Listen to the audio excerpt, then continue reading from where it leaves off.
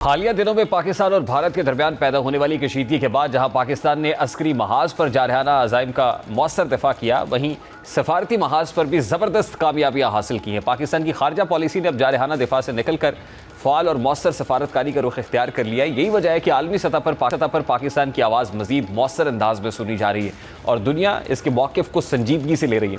वज़ीर आज़म शहबाज शरीफ का field marshal Asim Munir के हमरा सऊदी अरब का मुश्तरका दौरा इसी सिफारती मुहिम का तसलसल है, जिसका मकसद न सिर्फ खित्ते के अहम इत्तेहादी मुल्क के साथ ताल्लुकात को मज़ीद मुस्तहकम करना है, बल्कि मौजूदा तनाव के माहौल में पाकिस्तान के मौक़िफ़ के लिए हमायत हासिल करना भी है। ये दौरा न सिर्फ दो तरफ़ा इक़्तिसादी ताल्लुकात को फ़रोग़ देगा, बल्कि इससे आलमी सतह पर पाकिस्तान के सिफारती किरदार को भी तक़वियत मिलेगी। इसी दौरान वज़ीर ख़ारजा बिलावल भुट्टो ज़रदारी की अक़वाम मुत्तहिदा में मुतहर्रिक सफारतकारी भी खासी तवज्जो हासिल कर रही है। बिलावल भुट्टो न सिर्फ अमरीका में मुसलसल आलमी रहनुमाओं से मुलाकातें कर रहे हैं, बल्कि मुख्तलिफ प्लेटफॉर्म्स पर भारत की हालिया जारहियत और इंसानी हुकूक़ की खिलाफ वर्जियों को भी उजागर कर रहा है। उनकी सरबराही में मौजूद पाकिस्तानी वफ़द की सफारती काविशों को बैनुल-अक़वामी मीडिया और सफारती हलकों में सराहा जा रहा है। उनकी मुतहर्रिक क़यादत और मौसर गुफ्तगू ने दुनिया को बावर कराया कि पाकिस्तान न सिर्फ खित्ते में अमन का दाई है, बल्कि आलमी कानून और अक़वाम मुत्तहिदा के उसूलों का भी एहतराम करता है। दूसरी जानिब भारतीय सफारतकारी को शदीद धचका लगा है। मुख्तलिफ भारतीय पार्लिमानी वफूद जो दुनिया भर में अपने बयानियों को फैलाने के लिए सरगर्म थे, अपनी सफारती कोशिशों में नाकामी का सामना कर रहे हैं। ख़ास तौर पर मलेशिया के दौरे से वापस आने वाले भारतीय वफ़द ने एक इंटरव्यू में खुद इस बात का एतराफ़ किया है कि वो अपने मकसद में कामयाब नहीं हो सके, जबकि उनके मौक़िफ़ को आलमी हमायत भी नहीं मिली है। ये भी हकीकत है कि भारतीय वफ़द गैर संजीदगी और मस्तियों में मसरूफ़ दिखाई दिया। इस हवाले से एक क्लिप आपके साथ शेयर करते हैं। भारत की आबी जारहियत पर आज ही वज़ीर दिफ़ा ख्वाजा आसिफ ने शिमला पैक्ट का हवाला भी दिया है कि उसका स्टेटस क्या है। ज़रा ख्वाजा आसिफ साहब को भी सुनता है। इस वक्त सीनियर तज़कियाकार अब्दुल्ला गुल साहब ने हमें ज्वाइन किया। अस्सलाम वालेकुम अब्दुल्ला गुल साहब, बहुत बहुत शुक्रिया आपके वक्त के लिए। ख्वाजा आसिफ साहब को आपने सुना है, उससे पहले ज़ाहिर सफारती कोशिशें पाकिस्तानी वफ़द कर रहा है अक़वाम मुत्तहिदा के प्लेटफॉर्म पर, और फिर दूसरी तरफ फ़ील्ड मार्शल आसिम मुनीर साहब और वज़ीर आज़म शहबाज शरीफ साहब दौरा सऊदी अरब पे हैं। मुश्तरका कोशिशें और काविशें हो रही है। ये मुश्तरका दौरा है फील्ड मार्शल और प्राइम मिनिस्टर ऑफ पाकिस्तान का। तो डिप्लोमेटिक फ्रंट पर पाक भारत स्टैंड ऑफ पे जो अभी तक पाकिस्तान ने अचीव किया है, मैं चाहता हूँ ज़रा उस पर रोशनी डालिएगा, और दूसरी तरफ भारत जो कर रहा है उसकी एक हल्की सी झलक भी हमने आपके सामने रखी।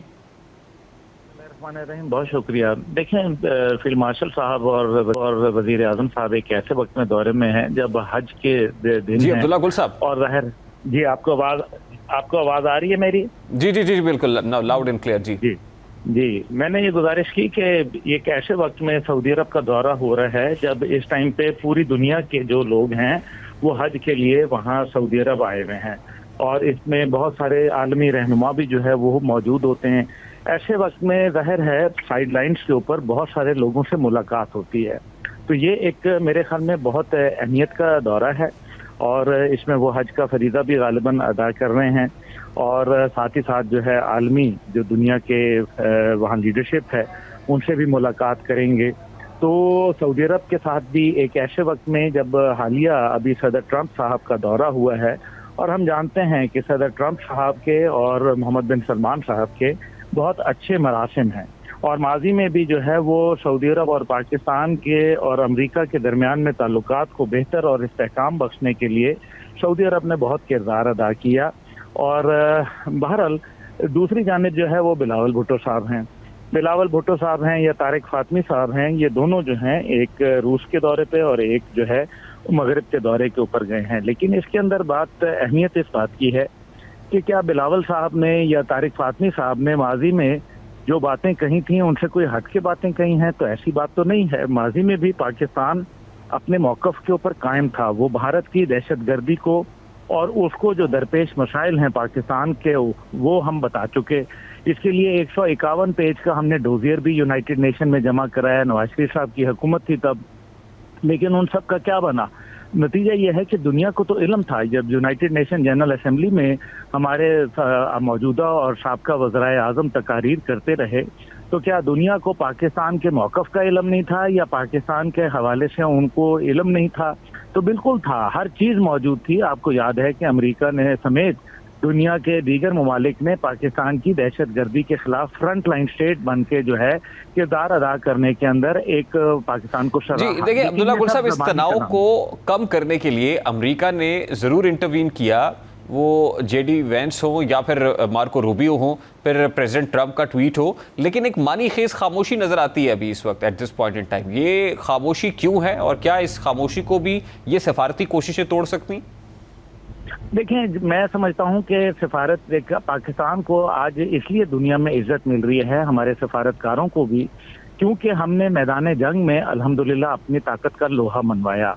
और भारत को जो कि एक नेट सिक्योरिटी प्रोवाइडर के तौर पर यहाँ इस इंडो पैसिफिक रीजन के अंदर समझा जा रहा था, उसका वो ख्वाब दिखना चूर हुआ। तो जाहिर है एक शिफ्ट ऑफ पॉलिसी जो है अमेरिका में देखी गई है। लेकिन सकता ये भी है, क्योंकि भारत के पास वसाइल हैं, उसने अपना दिफाई बजट जो है मजीद बढ़ाने का भी इंडिया दे दिया है, ऐलान कर दिया हुआ है। तो जाहिर है अमेरिका एक बहुत बड़ा जो है डिफेंस प्रोडक्शन की मार्केट है और उनकी ये ख्वाहिश भी है। माजी में वो बाकायदा जो है वो आपको याद है मोदी जब वहाँ गए थे इंडिया अमेरिका, तो ट्रंप साहब ने F-35 बेचने का और उनको थॉड मिसाइल्स बेचने का जो है वो जिक्र भी किया था। अब अमेरिका ये चाहेगा कि जो भारत जो है उसके ऊपर दबाव, जिस तरह से टेस्ला को और एप्पल को मना किया गया अपनी इंडस्ट्री वहां कायम करने के लिए, तो ये भी एक टैक्टिक्स हो सकते हैं जिसके लिए हमें जो है वो अवेयर रहना पड़ेगा। लेकिन साथ ही साथ जो है आप ये देखें कि हमें जो सलामती कौंसिल के अंदर जिस तरीके से इंसदाद दहशतगर्दी के ऊपर जो चेयर है उसके ऊपर को चेयरमैनशिप मिली है, ये भी पाकिस्तान की एक सिफारती कामयाबी है। तो बुनियादी तौर पे जो जवाब है वो यही है कि हमने जिस तरह से जंगी मैदान में कामयाबी हासिल की है, ये ज्यादा देर कायम नहीं रहेगी।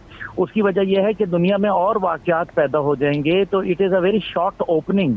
हम इस ओपनिंग का फायदा उठाते हुए अपने जो सिफारती मुहाज है उसको मजबूत करें, उसके अंदर मजीद जारहाना रवैया इख्तियार करें, एग्रेसिव हो जाएं और मजीद उसको पॉजिटिवली लोगों के सामने लेके आएं, ताकि हम मीनिंगफुल एक जो अंडरस्टैंडिंग है अमेरिका समेत दीगर ममालिक के साथ वो हम कायम करें और भारत को इस रीजन के अंदर जो है ये साबित कर दें कि भारत एक नाकाम रियासत है और दहशत गर्दों की आमाजगाह बन रही है, और ऐसे दहशत गर्दों की जिनको उसके भारत के अलावा भी दीगर ममालिक में एक्सपोर्ट किया जाता है। मेरे ख्याल में अगर हम ये करने में कामयाब हुए तो ये हमारे लिए एक बहुत बड़ी कामयाबी होगी। पाकिस्तान की मौजूदा जो अस्करी कामयाबी है उसको हमने अब सिफारती और सियासी कामयाबी में और मुआशी कामयाबी में कन्वर्ट करना है। बहुत बहुत शुक्रिया अब्दुल्ला गुल साहब हमारे साथ मौजूद थे।